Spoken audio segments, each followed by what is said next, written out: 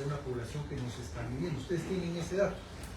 Bueno, tenemos el dato general de matriculación en la primaria, que es redondeando 97%. Eso significa que todos los departamentos del país tienen un dato por encima del 90%, incluyendo aquellos que tienen mayor población indígena. Y ese tramo, digamos, del 3% que aún no aparece estadísticamente registrado puede deberse a factores, algún factor particular. Digamos, algunas veces pueden ser niños, niñas que tengan algún tipo de padecimiento de salud que evitan que se registren, que acudan a la escuela. Algunas veces puede ser niñas y niños con alguna discapacidad que los padres de familia prefieren no inscribirlos, a pesar de que se ha animado mucho a que se registren en la escuela y se han creado mecanismos para la atención adecuada.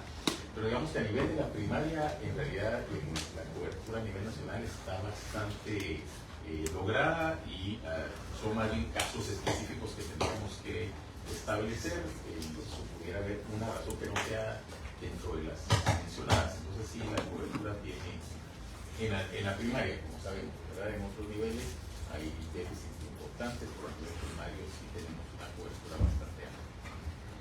Sí, un dato que sale a la luz y creo que es importante que se diga, su secretaria, es, yo no lo he oído en los temas, es que la población más afectada sigue siendo la población indígena.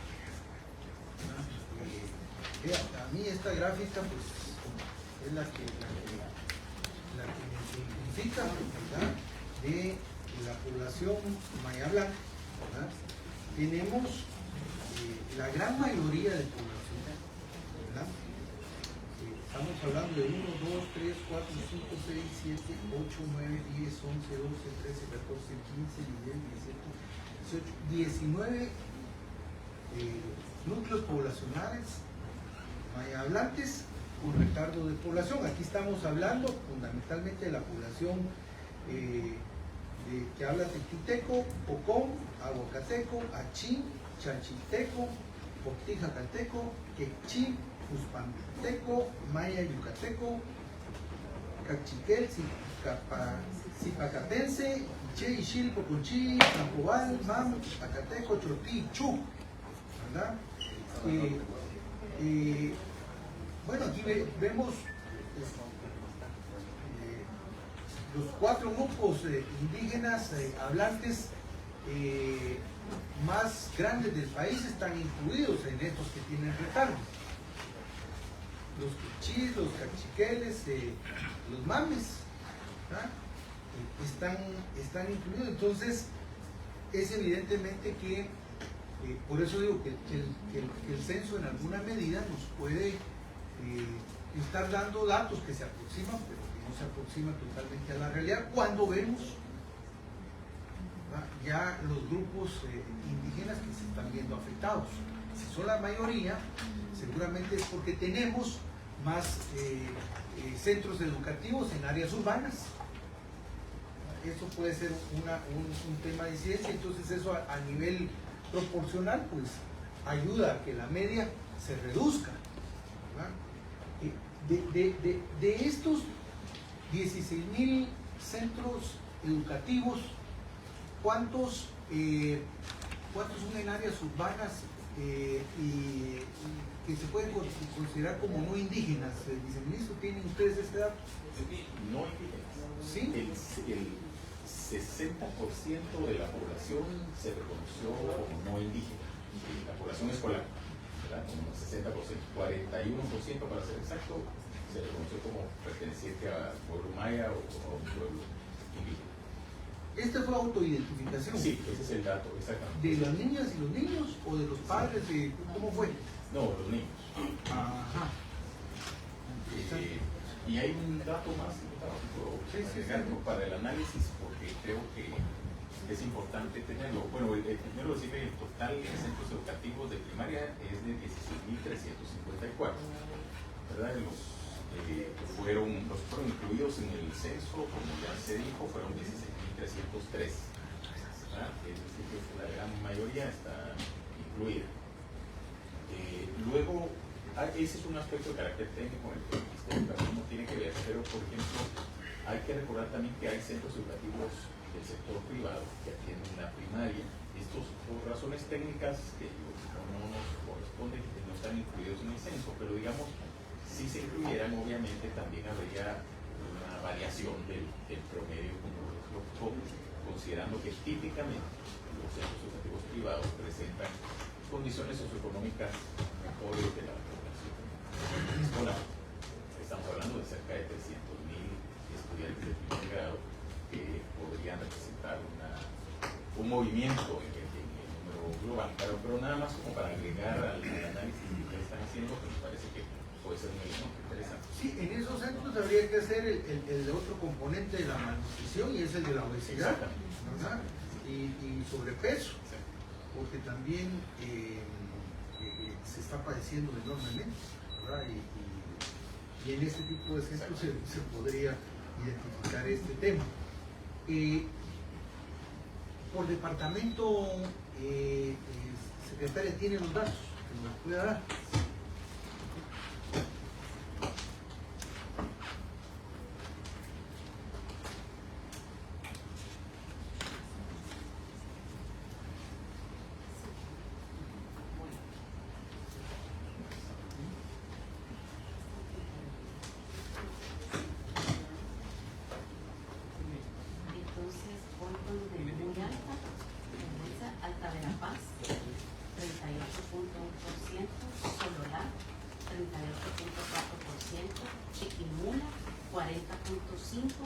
Huehuetenango 45.6, Quiché 45.8, Totonicapán 48.6.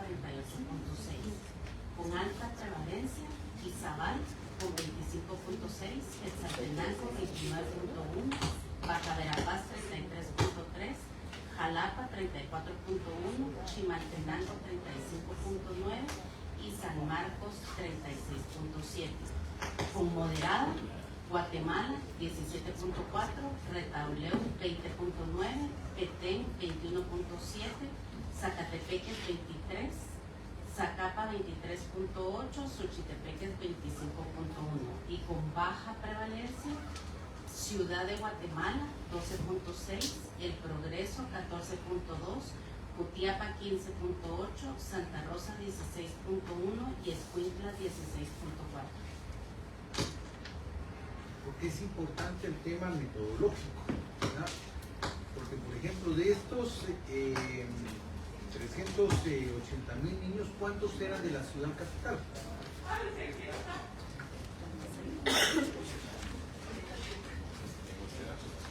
Pero el departamento de Guatemala concentra cerca del 45% de la matrícula escolar del país, el departamento.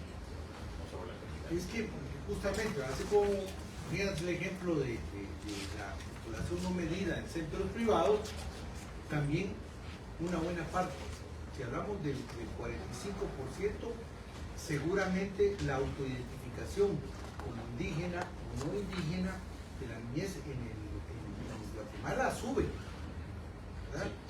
Y pues esto implica que también los datos, las mediciones de estos departamentos pues ayuden al promedio nacional, ¿verdad? Se utilizan 4 categorías, ¿verdad, directora? Baja, moderada, alta y muy alta. ¿Cuántos departamentos están en categoría alta y muy alta?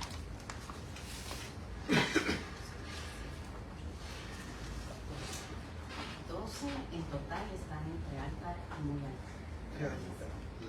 La mayoría, ¿verdad?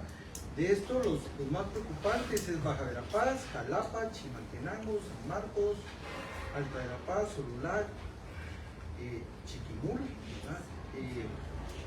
Ya los 3 más preocupantes es el Huehuetenango, Quiché y Totonicapán. Me llama la atención el dato de Alta Verapaz, porque es el departamento que te sale con indicadores de pobreza más altos, ¿verdad? Aquí te aparece sexto lugar más o menos. Está dentro de lo de muy alta prevalencia.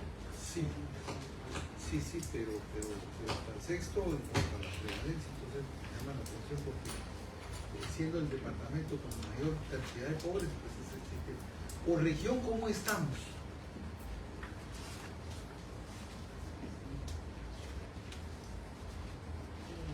Como indicaba al inicio, el noroccidente es la que tiene mayor prevalencia, una categoría muy alta, una prevalencia total de 45.7. ¿A quiénes está, en qué departamentos está incluyendo el noroccidente?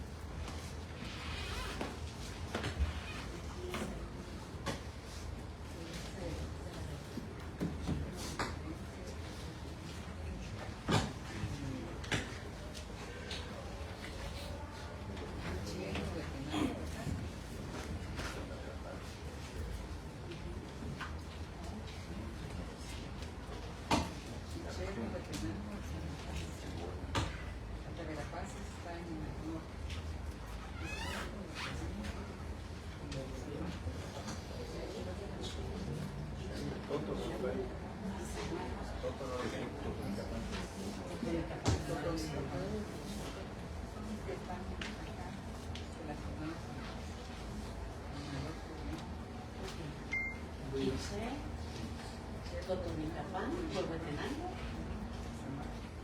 y San Marcos en el noroccidente. La Verapaz está ahí al norte, en la región norte. Pues es noroccidente. Pero así se le clasifica. No, por eso.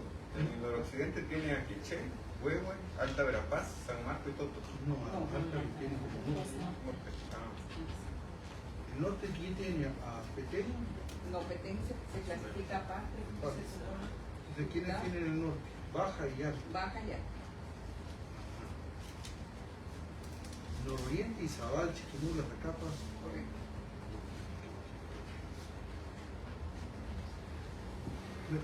Cuando ustedes nos presentan este mapa de clasificación por vulnerabilidad, ¿qué es lo que tiene que entender la gente?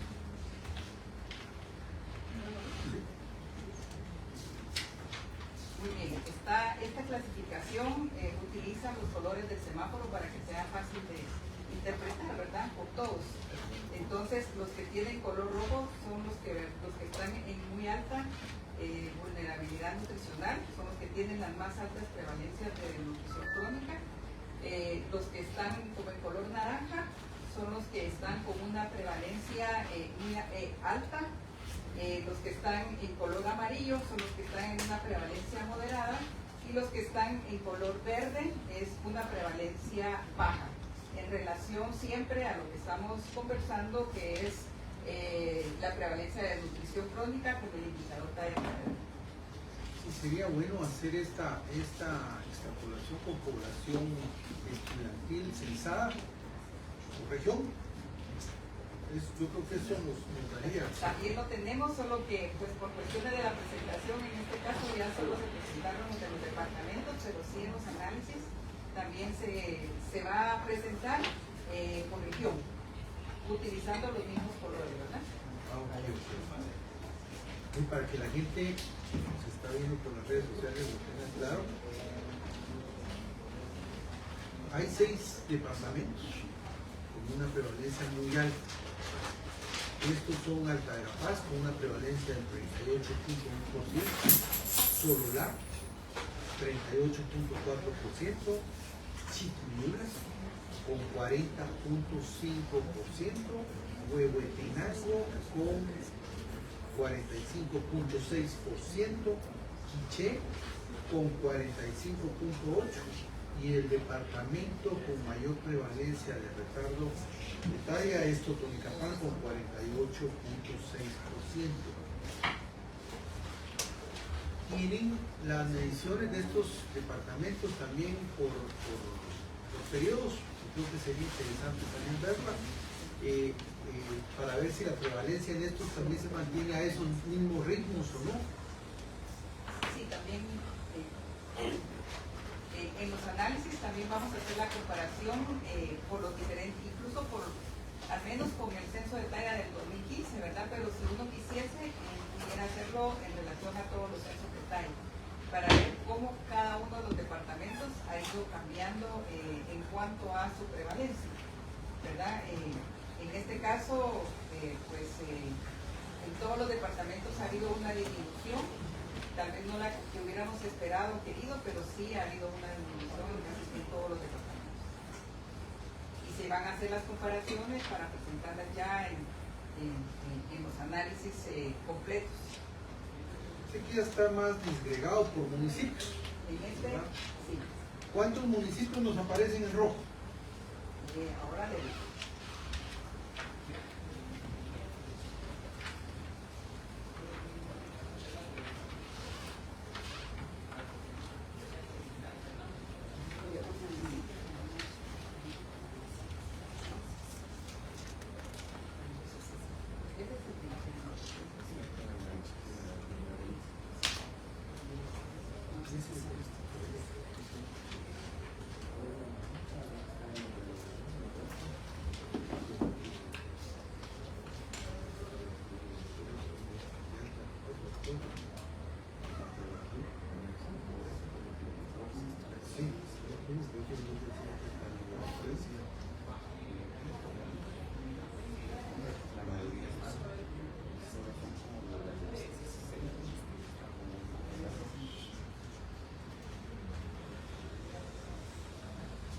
En el cuadro que tenemos acá, tenemos a los 20 municipios con las más altas prevalencias de desnutrición crónica.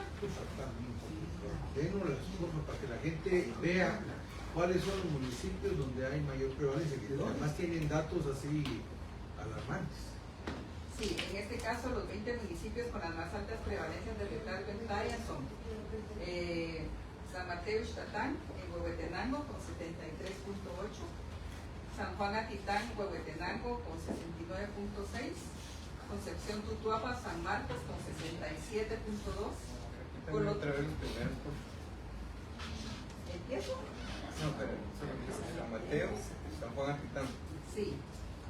San Mateo Ixtatán con 73.8%, San Juan Atitán con 69.6%, ambos de Huehuetenango.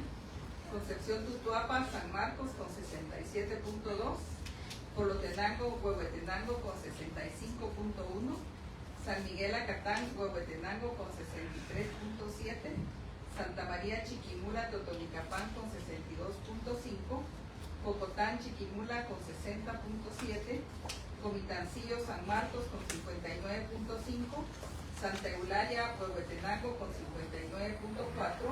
Punén, Quiché con 58.8%, San Rafael La Independencia, Huehuetenango con 58.6%, Santa Apolonia, Chimaltenango con 58.5%, Momostenango, Totonicapán con 56%, Olopa, Chiquimula con 56%, Chichicastenango, Quiché con 55.7%, Pacité, Quiché con 55.6%, San Gaspar Ixil, Huehuetenango con 54.7%, Huitán, Quetzaltenango con 54.3%, Mentón, Huehuetenango con 54%, y San Juan Ixcoy, Huehuetenango con 54%.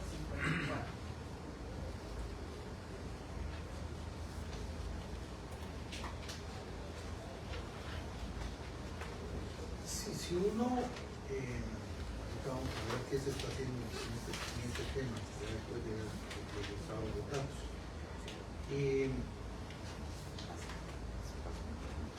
Si uno ve los datos, pues hay una disminución, tomando en cuenta el universo del censo, ¿no? Es para que la gente lo tenga claro. Es un censo que se hizo en el segundo semestre del 2024 en los centros educativos de educación primaria en el primer grado escolar, ¿verdad? Y pues la prevalencia, pues ya se nos dijo, el resultado a nivel nacional es del 31.7%, ¿verdad? Lo cual sigue siendo alto, ¿verdad? Hay ¿cuántos grupos? Ese es el dato que a mí más me llamó la atención, por eso es 1, 2, 3, 4, 5, 6, 7, 8, 9, 10, 11, 12, 13, 14, 15, 16, 17, 18, 19 grupos mayablantes, ¿verdad? Que están por encima de la media. Eso es un dato muy fuerte. Hay algunos contrastes con los mapas de pobreza. Creo que sería bueno en algún momento tratar de ver, porque por ejemplo lo que les decía de Alta Verapaz, Alta Verapaz nos sale en el mapa de pobreza todo rojo, ¿verdad? Y en este mapa hay algunos en los que no. Ya a nivel municipal, ¿verdad? A nivel de clasificación sí aparece Alta Verapaz, por ejemplo aquí, a nivel departamental, pero a nivel municipal, pues ya. Bueno, la mayor desaceleración en numéricas se dio entre el periodo 2008 al 2015. Creo que este es un dato importante porque algo se hizo bien en ese periodo que permitió esta reducción. La reducción en este periodo tenía que haber no solo sido superior, sino que tendría que haber dado más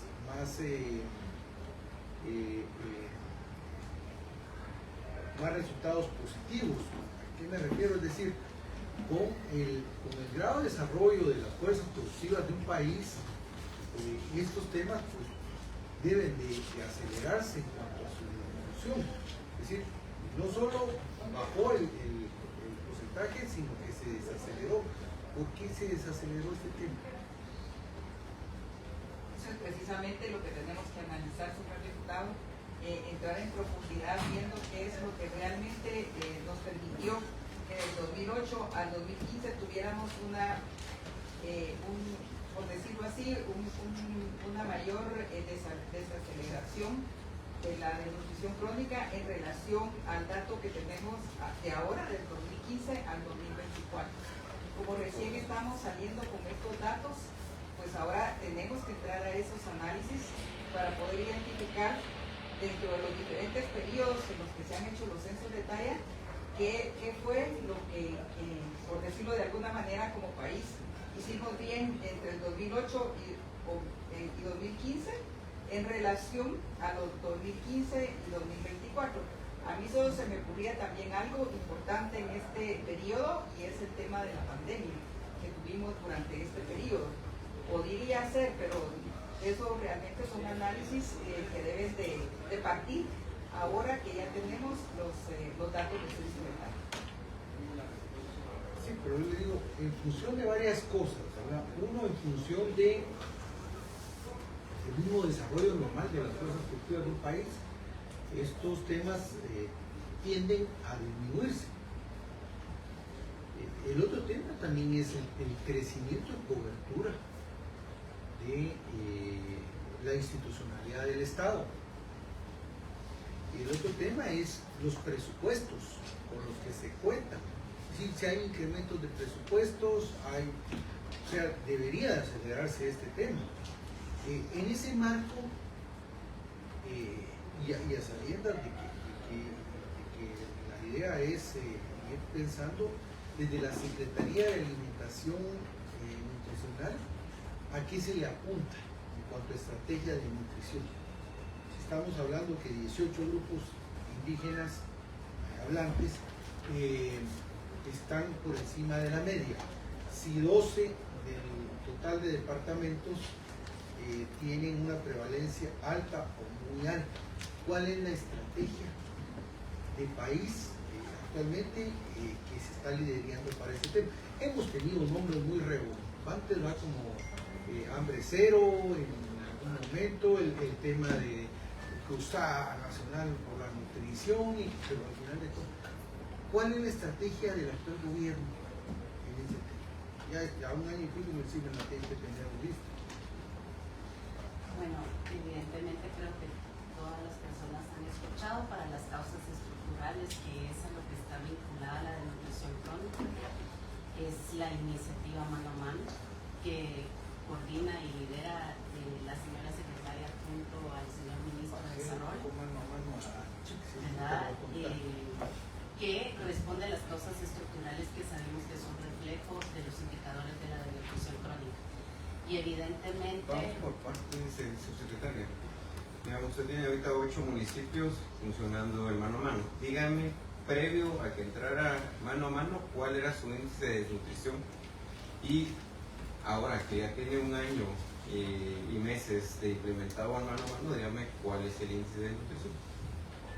Bueno, como bien ustedes dijeron, el tema de desnutrición crónica necesita por lo menos un periodo de 4 años para poder evaluar el impacto. Pero ahorita, ¿cuál es el impacto que lleva Sondeo? Mire, ustedes que yo estaba escuchando varios de las cifras, y yo creo que lo están tomando, ojalá sea percepción mía nada más, que lo están tomando como demasiado, como que son datos duros, digamos. El tema es qué se va a hacer con todo este tipo de situaciones. Usted ahorita, por ejemplo, escuchando varios de los idiomas, que ahí está la viceministra bilingüe intercultural, están básicamente focalizados, los tiene focalizados. En Jacateco, usted va a Jacatenango y puede hacer un barrido y puede tomar medidas focalizadas en ese municipio. Usted habla de Uspanteco, se va a Uspantán, hace una cuestión focalizada y puede tener, digamos, una acción en este sentido. Si usted se va a Zipacapense, va a Zipacapa y puede focalizar acciones concretas ahí. Seguramente en el tema de Canjobal pues tiene 7 municipios, pero se los puede regionalizar en una medida afirmativa para poder hacer todo esto. En el Acateco lo mismo, usted tiene un municipio donde se llama Acateco y ahí puede focalizar usted todas sus medidas. Esa es mi pregunta, ¿qué van a hacer con todos estos datos que ustedes ya tienen, sobre todo en el sentido de que tienen varios municipios y departamentos bastante focalizados? Por ejemplo, si es Sotujil, no sé a qué municipio necesariamente que habla Sotujil se refiere. Creo que aquí debería estar aún más desglosado el dato.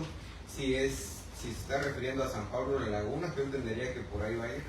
Si se refiere a San Juan de la Laguna, se refiere a San Pedro de la Laguna o se refiere a Santiago Titlán.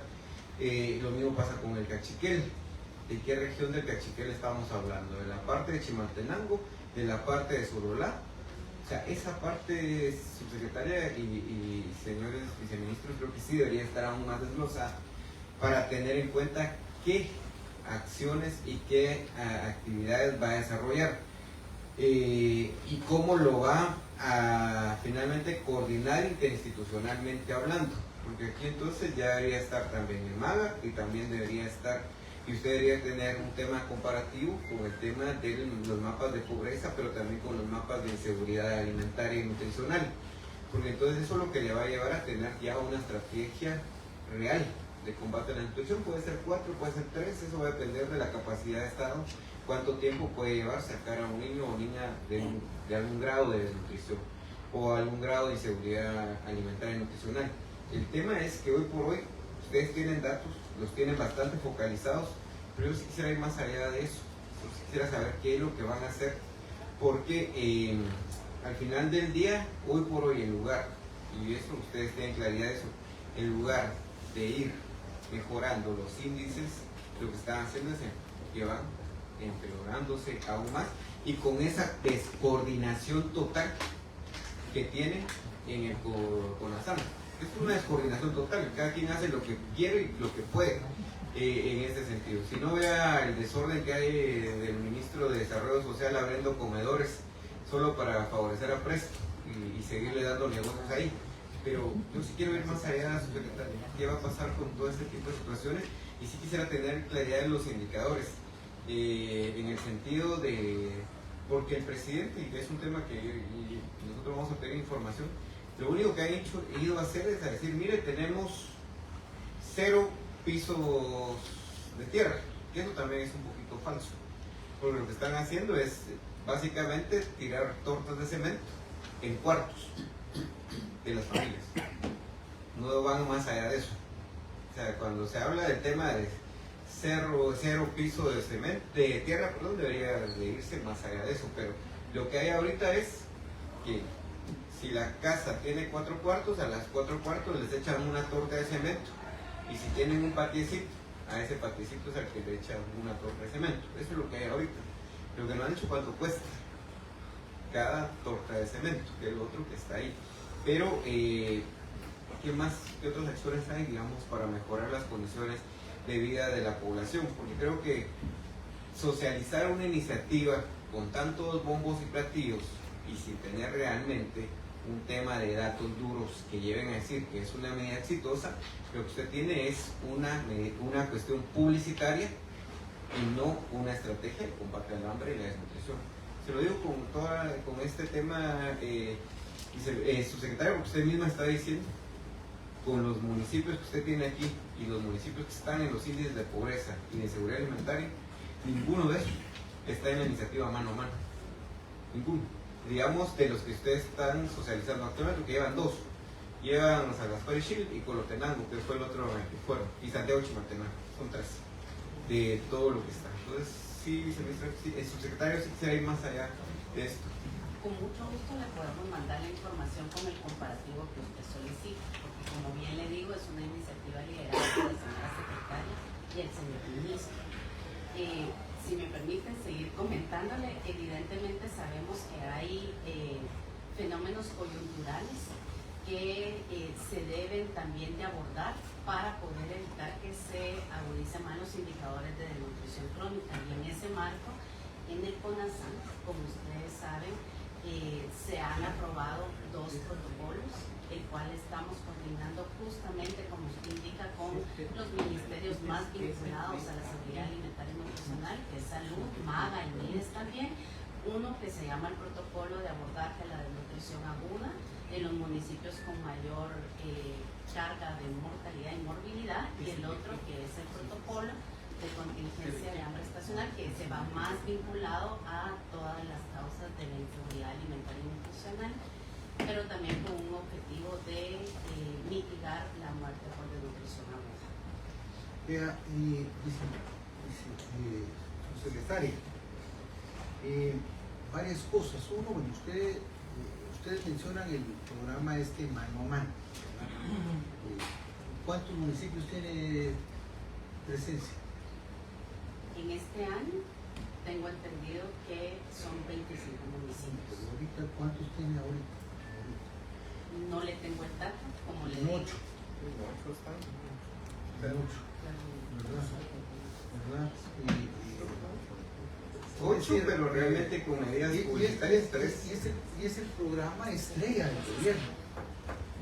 Porque si nos vamos a los programas de salud, ya lo hemos visto con ustedes acá, hubo reducción a las asignaciones de nutrientes, micronutrientes. Yo le puedo ver esos datos ahí. En MAGA, problemas en el tema de la adquisición de los alimentos y las raciones que se repartieron fueron insuficientes. A una familia se le da una ración para un mes en todo el año. Y ya se piensa que con eso se contribuyó al tema. Ni siquiera se piensa en todo el periodo estacionario del hambre para garantizar este tema. El año pasado cerramos con datos preocupantes en el tema de nutrición crónica y de nutrición aguda. ¿Cuáles fueron los del cierre al final? Ya esas escuelas ya tienen que tener los del cierre. ¿Cuáles fueron?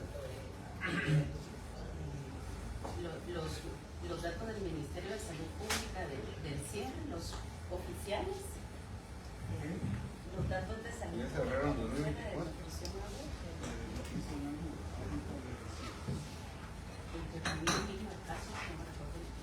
Ya cerraron 2024. Ya tienen que estar cerrados. ¿Sí? Nosotros recibimos los datos de salud pública y nos indican que ellos ya terminaron de analizar ahorita los datos.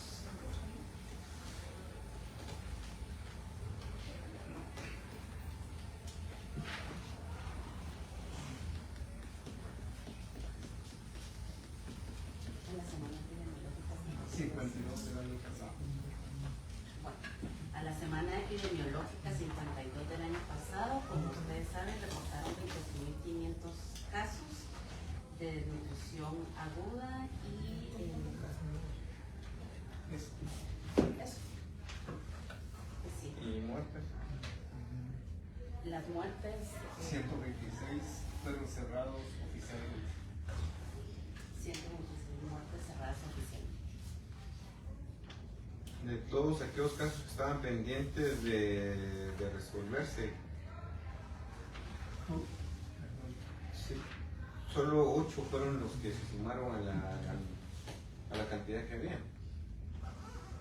¿Qué tal?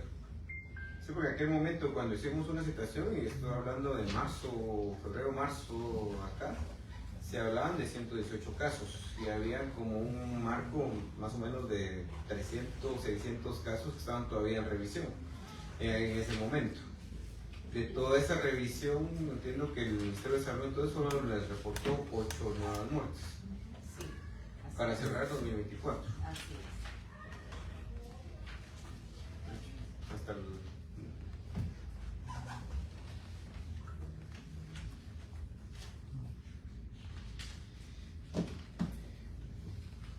Ocho, 9, 126 muertes. ¿Cómo vamos este año? A la semana epidemiológica 19, que es el dato que tenemos, es un número de 8.665 casos acumulados. 665 casos acumulados. Tenemos muertes confirmadas 8, descartadas 10 por desnutrición aguda. Y ¿Tiene- pendientes de análisis 25. ¿Tiene ahí el dato de qué municipio les reportaron estas muertes?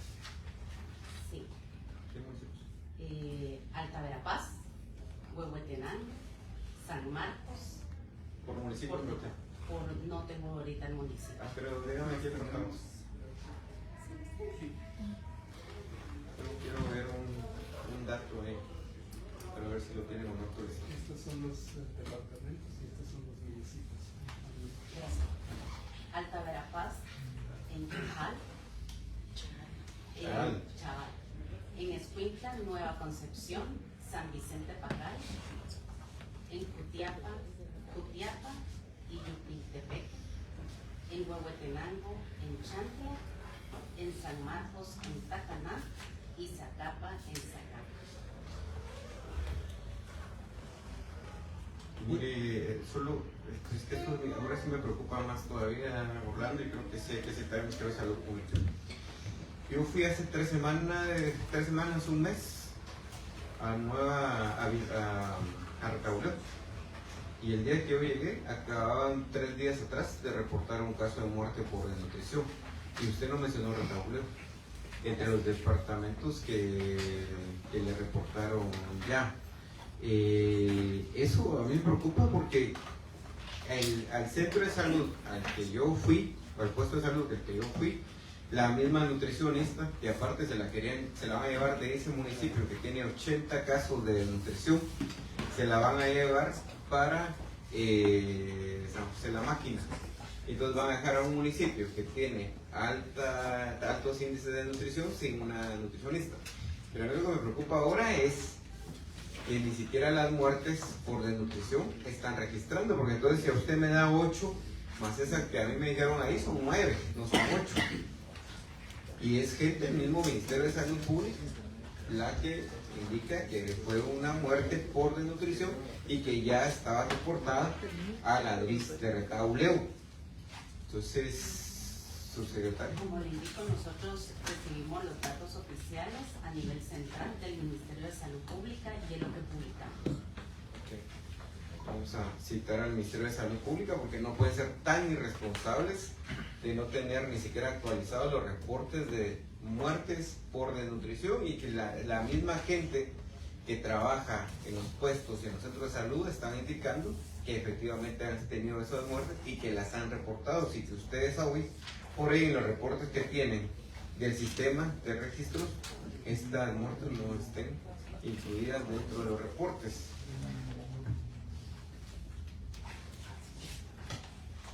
Subsecretaria, ¿cuál es el monto asignado y el vigente del Plan Operativo Anual de Seguridad Alimentaria y Nutricional? Voy a pedir aquí a la directora de Planificación que le dé el dato.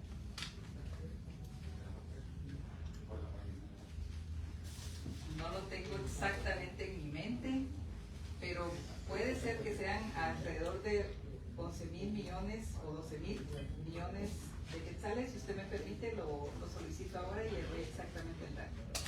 Mire, por eso es que aquí se caen a pedazos a veces los argumentos. Mira, Ustedes iniciaron el año con una asignación al Plan Operativo Anual de Seguridad Alimentaria de 14.423 millones de quetzales.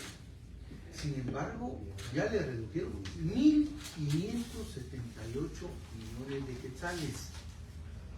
Y actualmente solo tiene 3.444. Es decir, y cuando uno ve a qué se le quitó, yo tengo el reporte, no, ya está generado ahorita a las 11:20. Se disminuyó a todo el tema de la asistencia alimentaria, todo el tema del fomento de la producción de alimentos, al tema de los cultivos y cosechas, imagino que muchos más, el tema de ingreso familiar y empleo. Ustedes tienen identificado a qué programas se les disminuyó, es que son 1.500 millones de quetzales. Está hablando que de un porrazo le disminuyeron casi el 8-9% de su presupuesto. Bueno, según los datos que ahorita me acaban de trasladar, para la ejecución financiera de Coazán al 31 de marzo, teníamos 12.940 millones de quetzales. Mire, ya le quitaron otros 500, si mi cuenta se han dado. Durante este periodo, señor diputado... mire, usted tiene los datos del 31 de marzo, yo los tengo aquí ahorita a las 11:20 de ahorita. Sí, ahorita se los iba a conseguir a esa fecha, pero esto fue lo que ahorita me trasladaron y creí importante trasladarlo. Lo que sí es cierto es que durante precisamente este primer, digamos, por decirlo así, cuatrimestre del año es cuando las instituciones hacen en relación al asignado su reestructuración en cuanto a su presupuesto asignado. Por eso en adelante nosotros siempre vamos cotejando principalmente los presupuestos vigentes, porque ya es con lo que de verdad las instituciones van a contar para sus ejecuciones durante todo el año. Bien, yo me equivoqué. Fueron ya casi 2.000 millones los que le quitaron, 1.978 millones. A toda la estrategia de seguridad alimentaria y nutricional. Suele suceder durante el primer cuatrimestre que las diferentes instituciones hacen sus reajustes y dentro de esto por eso Ahorita vamos por el segundo capítulo. sí, pero para eso hay planes operativos anuales. En el primer año puede ser que le suceda, pero el segundo año no puede ser. Le quitaron ya casi 2.000 millones de quetzales a los programas dirigidos a la promoción de la seguridad alimentaria en el país. ¿Y de qué estrategia habla? Me dice que como símbolo tienen el programa Mano a Mano, y ese solo está presente en 8 municipios de 340. ¿Verdad? Me plantea temas de salud, cuando en salud le han quitado el recurso a los programas, o se ha dejado de ejecutar recursos a los programas de alimentación, al tema de nutrientes, micronutrientes. El año pasado el gobierno le quitó 300 y pico de millones a los programas de nutrientes y micronutrientes para trasladárselo como enganche a UNOPS para el tema de los medicamentos. Y en los primeros 4 meses y medio, casi 5 meses, pues ya le quitaron 2.000 millones a este. De esta información ya le presentaron a la vicepresidenta este informe del censo. Sí, tuvimos una presentación general donde estuvo la señora vicepresidente y bueno, las principales instituciones de gobierno, agencias de cooperación, también hubo representación del Congreso de la República, donde fueron presentados los datos. Y al gabinete ya le presentaron los resultados del censo. Estuvieron invitados los ministros del gabinete y en la próxima comisión evidentemente es algo importante que va a estar constituida en la Cámara. Aquí tenemos el dato de cuánto le quitaron por cada ministerio, ¿no? Ministerio de Economía, 258 millones. Esto pasa a veces porque todo lo que puedan etiquetar como gastos de alimentación o gastos en el tema de seguridad alimentaria Al Ministerio de Trabajo, 498 millones de quetzales, que es básicamente el programa de adulto mayor. Al Ministerio de Ganadería y Agricultura, 415 millones. Al de Comunicaciones, 793 millones de quetzales, que son los más grandotes, ¿verdad? Al de Desarrollo Social, 33 millones de quetzales. Al de Ambiente, 10 millones de quetzales. Secretaría del Organismo Ejecutivo, 15 millones de quetzales. Al Ministerio de Salud Pública, 15 millones de quetzales. Al de Educación, 5 millones. Y Economía, 258 millones. ¿Qué más van a hacer ya con estos datos? ¿Cuál es la...? Todo esto sirve básicamente para tener diagnóstico cuantitativo de cuál es la realidad, qué se va a hacer con estos datos, cuál es la estrategia a seguir. Evidentemente hay que hacer una refocalización de las acciones para poder influir directamente en los territorios que han cambiado los indicadores, y eso es lo que se está haciendo ahorita, todo el análisis para poder reenfocar los... ¿Cuántas reuniones han tenido ustedes con el Ministerio de Educación para definir una estrategia conjunta realmente para este tipo de situaciones? ¿Cuántas reuniones han tenido ya? Nosotros formamos parte de varios...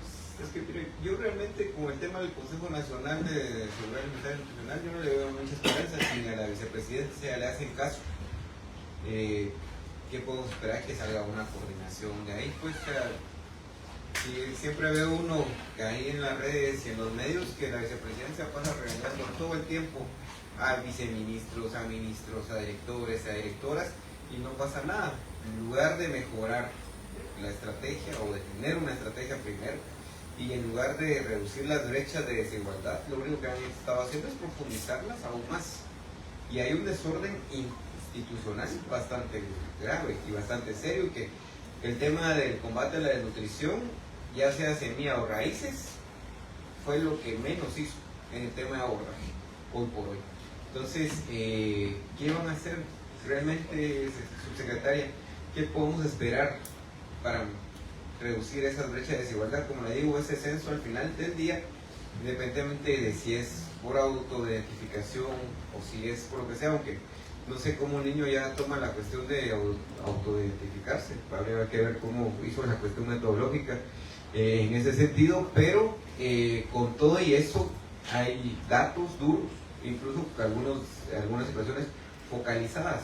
Entonces, ¿qué van a hacer con todo esto? ¿Cuál va a ser la estrategia de la subsecretaria?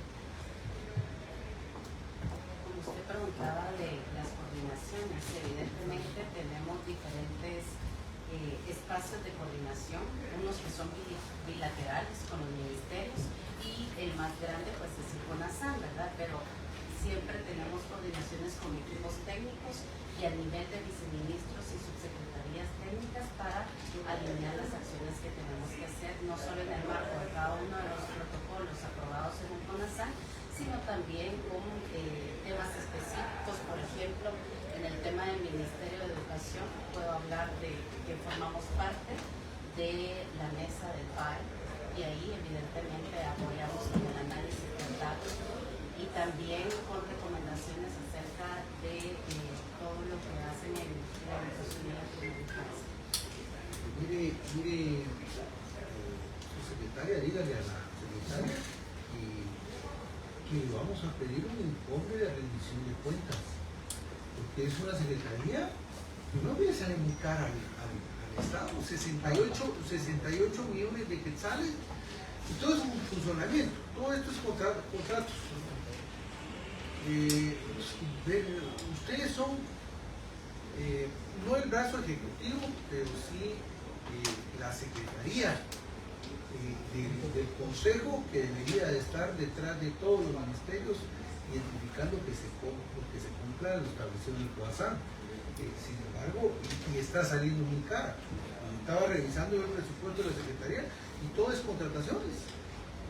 Y todo es, o sea, no sé cuánta gente tienen contratada y qué salario tienen, vamos a pedir esos datos, pero todo es contratación. 68 millones de quetzales es un dineral, ¿verdad?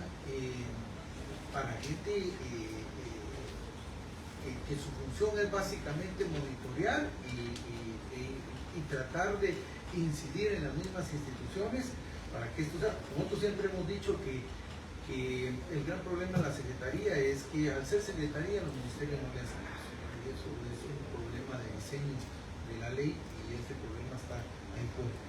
Viceministro Cabrera, en el marco de ustedes tienen un programa que es muy importante, y es el programa de la alimentación escolar. Nosotros siempre hemos monitoreado este programa y sin embargo el tema de la pandemia hizo que se desnaturalizara prácticamente el programa de alimentación escolar. ¿Cómo está funcionando el programa? ¿Cuál es la cobertura en la modalidad ideal del programa? Bueno, el programa es universal, como se sabe, está en la ley de alimentación que establece los roles de cada actor y efectivamente, como recordarán, cuando inició la implementación de esta ley, que fue 2017, se tuvo con bastante normalidad, 17, 18, hasta inicios de 2020, cuando se presentó la pandemia y ahí se interrumpió la modalidad principal puesta en la ley de alimentación servida. Es verdad que la propia ley establece que en algunos casos puede darse otra modalidad que no fuera la alimentación servida, el envío de alimentos, pero la ley en realidad lo coloca como una segunda opción, no como la vía principal. Cuando iniciamos enero del año pasado, 2024, lo que encontramos es que todos los centros educativos, 100%, se estaba enviando la llamada bolsa de alimentos como manera única de ejecución del programa. Hemos empezado en ese mismo instante a hacer el esfuerzo de retomar la alimentación servida, pero eso enfrenta varias limitaciones. La limitación más alta tiene que ver con la disponibilidad de cocinas en las escuelas para preparar los alimentos. Digamos que la contribución de los padres y madres de familia ha sido una constante en el sistema educativo del país. Podemos considerar que esa es una opción que también debería ser limitada, pero ha sido la base de muchos de los mecanismos de implementación de programas de alimentación. Encontramos que solamente el 20% de los centros educativos tuvieron alguna vez una cocina, de manera que el programa de alimentación se articuló allí con el de reforzamientos escolares para que aquellas escuelas que tuvieron cocina o que tenían, aunque estuvieran afectadas en su estructura o no tuvieran las condiciones adecuadas, se incluyeran en los remozamientos a manera de activar esas cocinas o reactivar, para bien decir, esas cocinas. El año pasado nuestro monitoreo indicó que teníamos alrededor del 30%, digamos números redondos, 30% de las escuelas o los centros educativos oficiales sirviendo la alimentación en la escuela. Eso es un paso importante en línea de recuperación de la modalidad. Este año tenemos la meta de iniciar el segundo semestre con el 40%. Estamos en ese esfuerzo y hay varias acciones que se toman para ese fin. Por una parte está la articulación con las municipalidades del territorio nacional, de todo el país.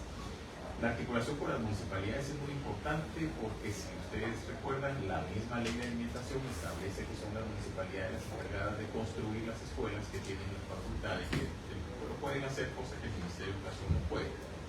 Entonces articulamos con las municipalidades, les pedimos que la prioridad sea construir las cocinas cuando hagan alguna intervención a centros educativos, y de hecho con varios alcaldes hemos tenido muy buena respuesta en esa línea, pero digamos, sí, es verdad que a nivel nacional esa debería ser una línea muy importante si queremos recuperar, digamos, la totalidad de las escuelas sirviendo los alimentos. También se hace una solicitud a distintas entidades que participan en la mesa de alimentación escolar, particularmente las que coordinan, por ejemplo, con municipalidades, con consejos de desarrollo, para que se presupueste, se prioricen las cocinas en los centros educativos. Digamos que la línea tiene que ir en esa dirección.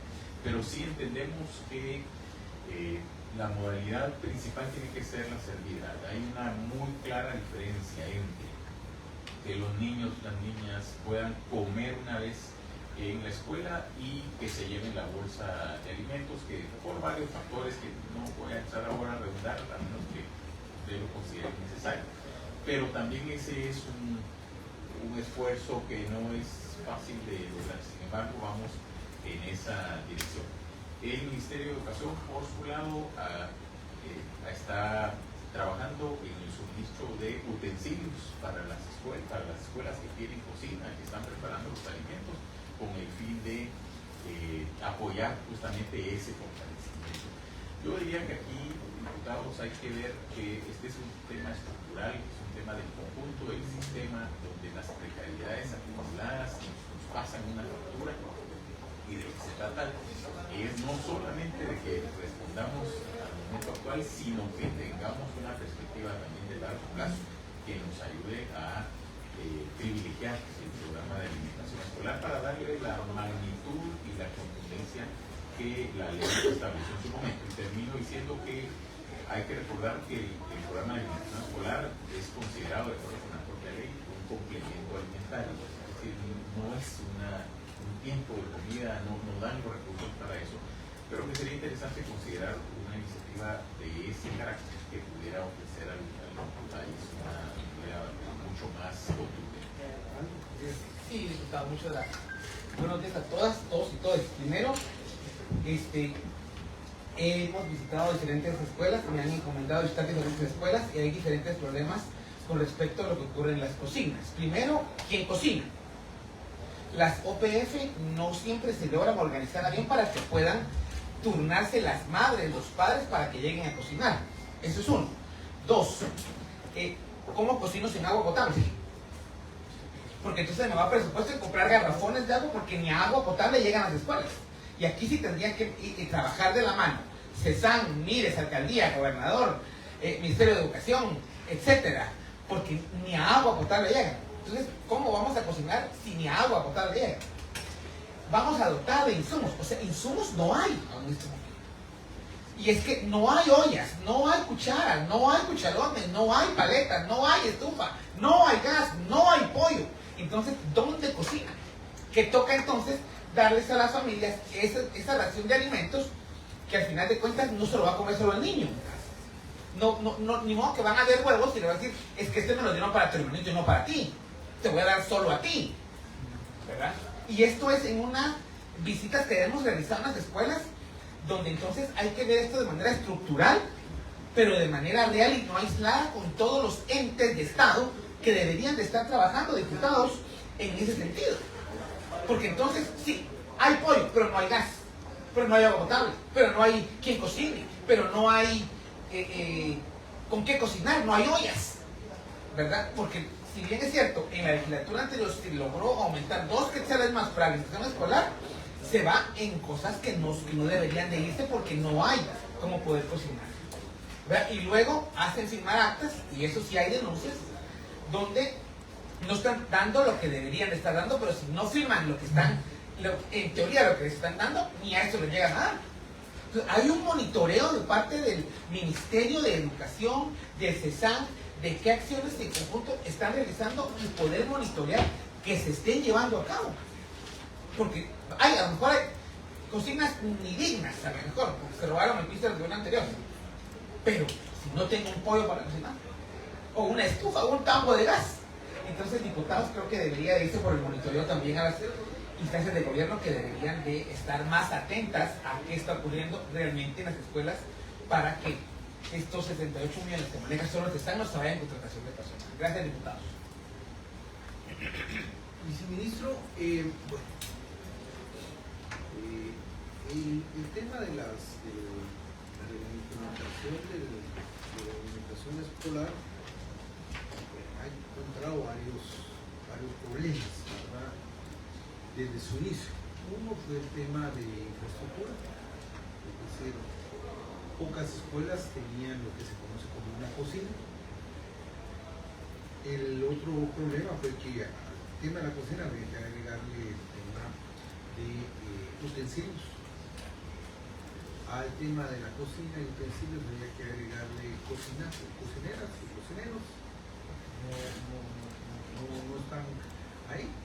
Y entonces se pide a las OPF que salgan a organizarse, ¿verdad? Y en un primer momento hubo mucha participación de OPF, sobre todo en áreas rurales, mucha participación de OPF en áreas rurales que fue disminuyendo fuertemente porque había una sobrecarga sobre algunas madres para el tema de la preparación de los alimentos.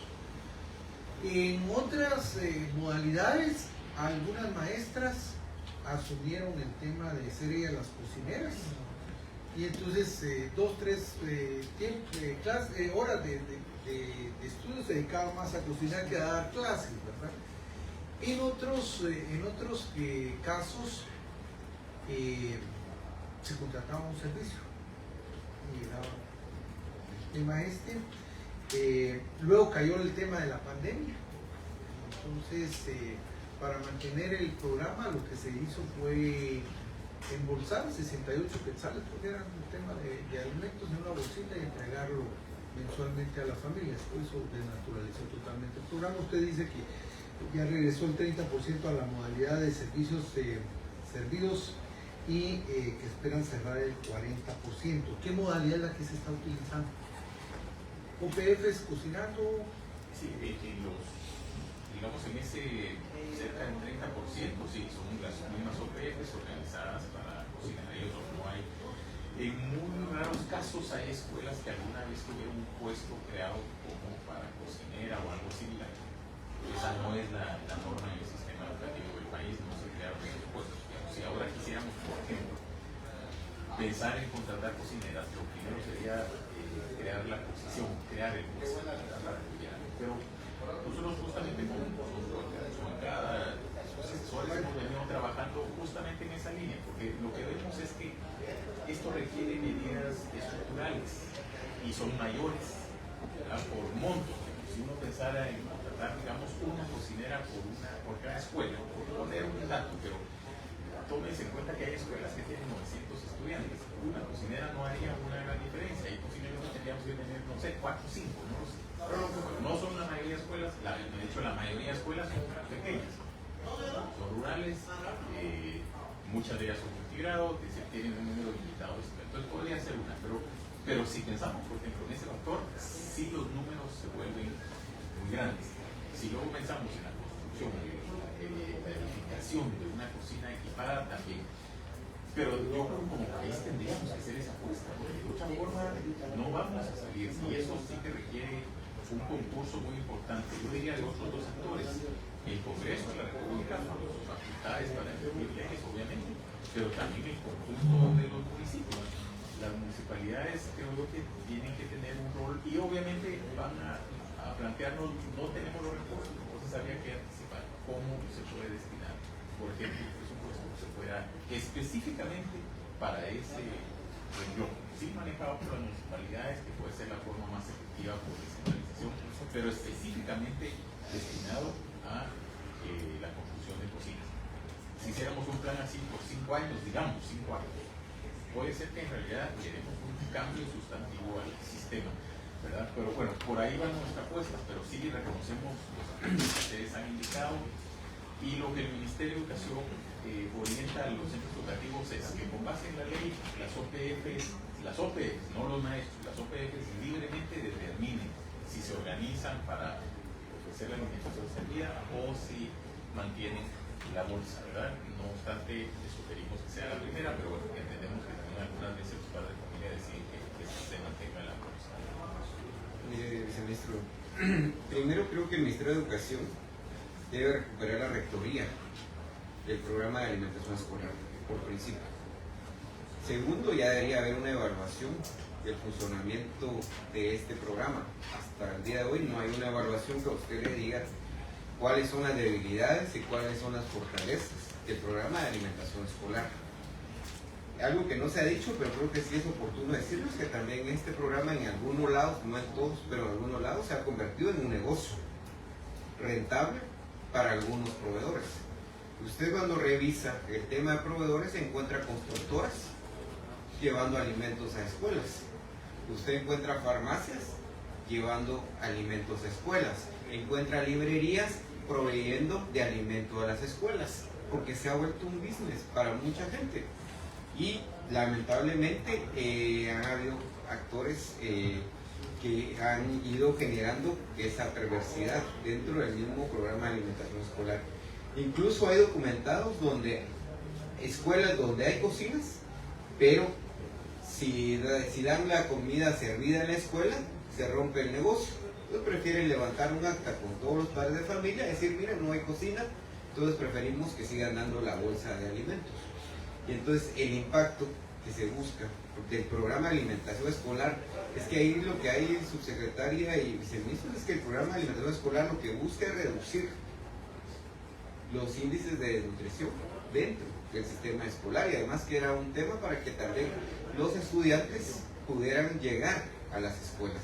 Y por eso ustedes ven algunas cifras que le han ido incrementando por lo regular entre 400,000, tal vez es una cantidad exagerada, pero por alrededor de 400,000 estudiantes que han ido incrementando en la matrícula por diferentes factores. El tema de la alimentación escolar, por el tema de los bonos que da el MIDES, por lo que sea, pero el tema de la matrícula se ha ido incrementando en varios lugares. Pero no, con eso no quiere decir que los programas son exitosos, sino que solamente se están convirtiendo en un gancho para atraer a los estudiantes, pero que cuando se dé cuenta 2, 3 años después de que no es como del todo beneficioso para el estudiante, el programa nuevamente va a ser bastante cuestionado. Mire, viceministro, yo estoy de acuerdo con usted. Aquí hay una iniciativa ya presentada, incluso nosotros estábamos viendo si metíamos un par de enmiendas, de que la alimentación, en lugar de ser de 4 y 6 quetzales, porque así está, 4 para unos niveles y 6 para otros, sea 10 quetzales estandarizados para todos los niveles. No es que los niños más chiquitos coman menos o merezcan que se les dé menos, pues yo no sé si el mismo costo de la alimentación que tiene un niño de preprimaria tiene el mismo costo de la alimentación de un reo de la zona 18. A ese nivel está el costo de la alimentación. Entonces, al final del día, aquí hay una iniciativa que ya nosotros también estábamos tratando de socializar, es que se suba el costo de la alimentación a 10 quetzales, parejo, preprimaria, primaria, básico y diversificado, todos reciban 10 por igual. Pero ¿será que con eso vamos a resolver el tema? Tampoco. Incluso aquí le hablábamos, miren, trabajemos una enmienda de meter, qué sé yo, 300, 400 millones de quetzales para construcción de cocinas y que se puedan ir a través del 5º programa, o yo qué sé, digamos que al final ha sido algo exitoso eso, y con eso también que haya cocinas. Pero con todo y eso, viceministro, creo que el Ministerio de Educación hoy por hoy debería tener un equipo para que les haga una evaluación real del programa y que haga una propuesta, uno, de cómo realmente va a impactar positivamente en las condiciones de vida y alimentarias de los niños, y 2, cómo se transparenta el tema de los gastos de este programa, porque incluso, viceministro, no están cumpliendo la ley ahorita. La ley indica que el 35% de los alimentos debe comprárselo usted a pequeños y pequeñas productores. Entonces, ¿por qué hace una farmacia o una librería vendiéndole el 100% de alimentos, y que muchos de estos alimentos son embolsados porque van fideos, huevos, X, entre otras cosas? Este tipo de situaciones son las que sí hay que entrar en un margen de evaluación. Ahí CESAN debería estar, ya que tiene el ánimo de pagar consultorías, ya debería haber pagado y contratado una de estas para que realmente le hagan una valoración al programa de alimentación escolar, porque este programa deviene de la ley de alimentación escolar. Aquí lo que debería estar ahorita, hoy por hoy, evaluándose es cómo se ha implementado esa ley de alimentación escolar del 2017 a la fecha, y cómo esa estrategia de combate al hambre, la desnutrición y la inseguridad alimentaria ha sido exitosa o no, porque ya lo decían acá en esta mesa.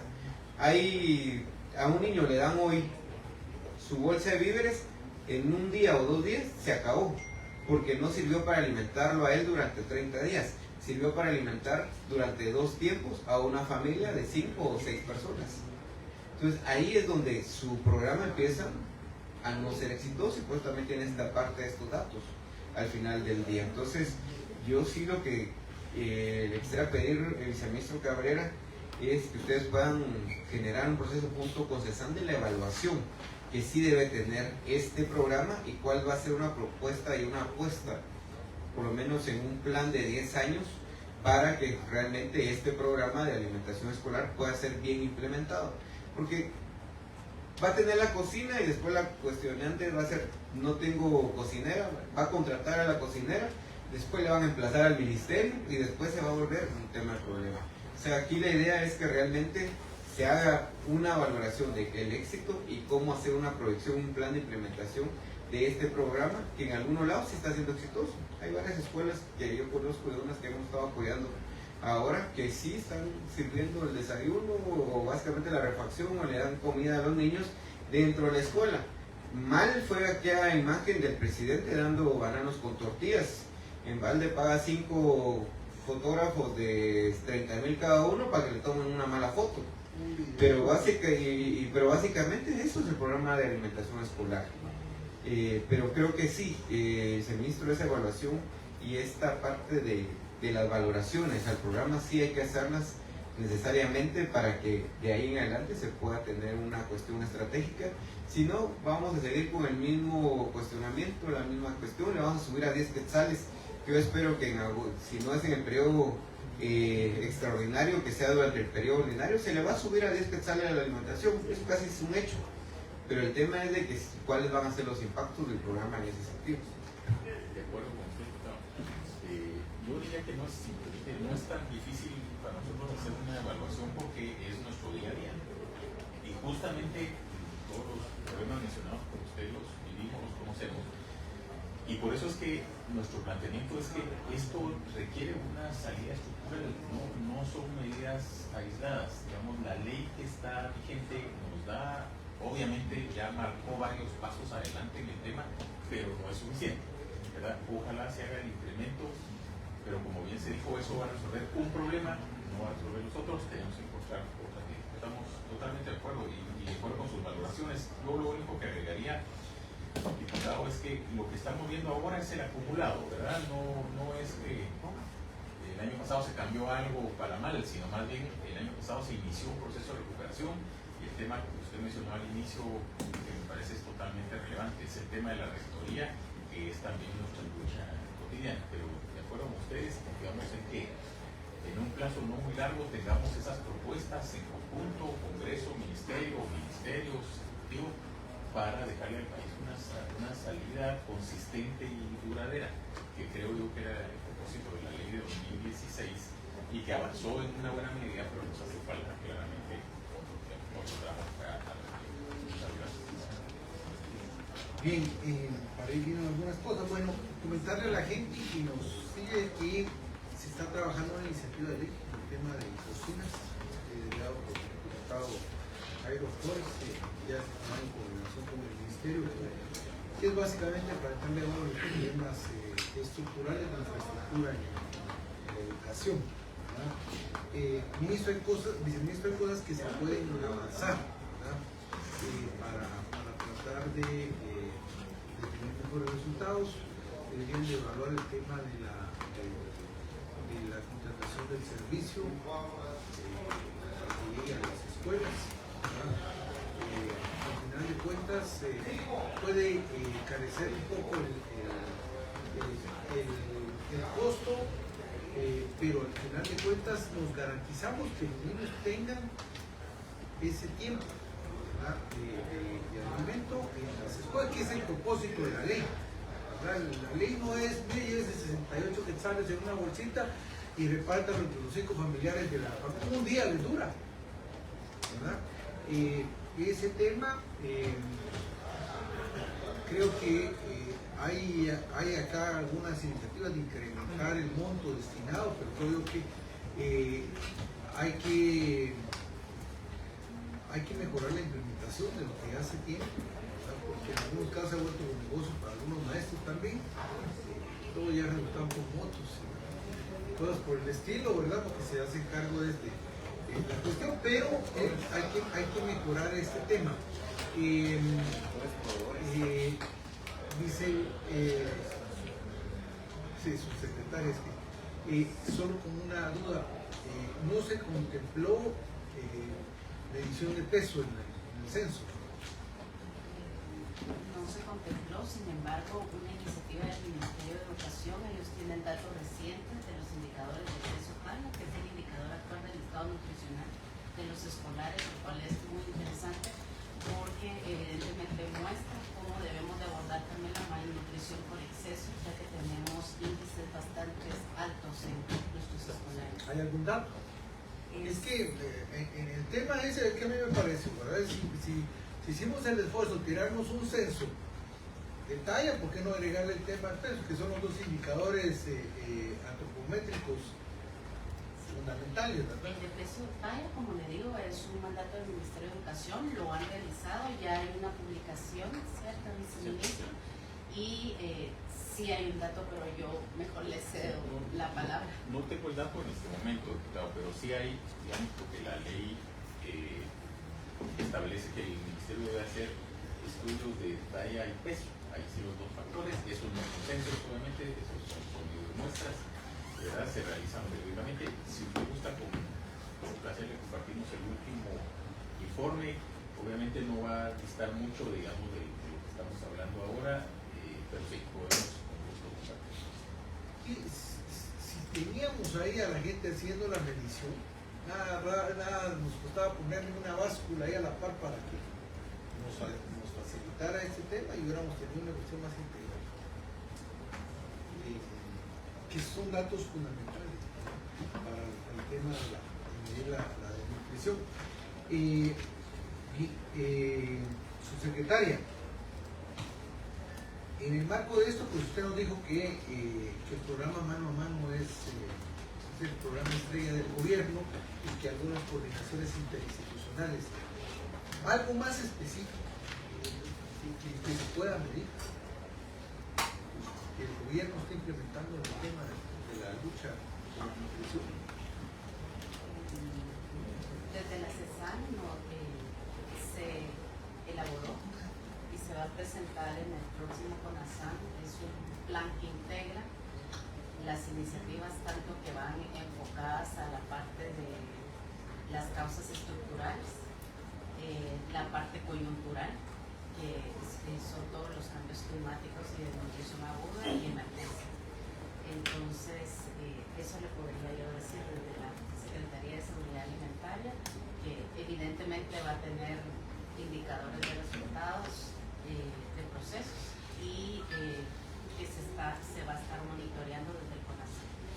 Un tema ahí para que ustedes lo lleven a discusión es el gobierno debería darle orientación a la inversión que se hace a través de los consejos de desarrollo. En un año normal, por estas épocas, a los consejos de desarrollo departamentales correspondería una asignación de presupuesto ordinario de alrededor de 4.300 millones de quetzales. Pero producto de un montón de negociaciones espurias motivadas por el mismo gobierno, hoy esos consejos de desarrollo tienen 12.200 millones de quetzales, sin ningún tipo de orientación. Incluso en gobiernos anteriores, cuestionados y todo, al menos se les ponía la orientación de agua y saneamiento, ¿no? Pero acá se les quitó este tema. Y lo más duro es que nosotros que hemos estado fiscalizando esto, yo he fiscalizado ya 5 o 6 departamentos in situ, el gran tema es que más del 90% de la asignación de a los consejos de desarrollo departamental provenientes de recursos extraordinarios se están yendo para proyectos de mejoramiento de caminos rurales. Eso es, disculpen el a ver, el templo está bien utilizado y por eso lo uso yo, que es el mecanismo más fácil para estimar los recursos de la obra pública, porque planteo de que se hizo un mantenimiento de un camino rural, que es prácticamente mandar un tractorcito ahí, un par de camionadas de Selecto y se acabó. El primer invierno se lo llevó y el otro año tengo que venir otra vez a darle mantenimiento a la terracería. Pero más del 90% de proyectos, de esos 12.290 millones de quetzales destinados a eso. Y básicamente se le hubiera podido dar una orientación de parte del gobierno. Y miren, en educación pues, se construyen aulas para donde todavía están en manos de las municipalidades o se contribuye con cocinas. Si el caso es que hubieran sido centros de salud, puestos de salud, pero no dejarlo a esa discrecionalidad. Y aún así con una subejecución muy fuerte, ¿verdad? Entonces, yo escuché hace como 3 semanas a la vicepresidenta hablar de ese tema, de que ella pedía de que se le priorizara a los consejos de desarrollo del tema, pero nadie le hace caso a la pobre señora, ¿verdad? Ni la secretaria por la secretaria. Entonces es complicado. No sé, si no... Solo esta parte de realmente díganle a la secretaria que el tema de la lucha en contra de la desnutrición y el hambre debe ser real, no solo una etiqueta o solo un discurso sin acciones, porque eso es lo que ha habido durante estos 15 meses. Un discurso, tratar de ir a salir en la foto, tratar de hacer una cuestión publicitaria, pero no más allá de eso. Y la muestra más clara es que le están quitando a programas dentro de los ministerios, a programas que van relacionados con el tema del combate al hambre y la desnutrición. El Ministerio de Agricultura es el claro ejemplo. Le quitaron alrededor de 400 millones de quetzales a toda la parte de producción alimentaria. A esos programas son a los que les están quitando. Y eso al final del día lo único que viene a hacerse es que el presidente y la vicepresidenta den discursos bonitos, publicitarios, pero con las acciones mal enfocadas, mal realizadas, y lo único que hacen es cabalmente que se incrementen los índices de nutrición y que se incrementen los índices de muerte. Y hoy yo me quedo todavía más preocupado todavía de que todavía esos datos no sean certeros y que hay muertes de niños por desnutrición que no están siendo registrados, que no están siendo enviados. Y eso entonces lo único que demuestra es que hay un subregistro bastante alto en este sentido y que el sistema que ustedes tienen implementándose no está sirviendo de mayor luz.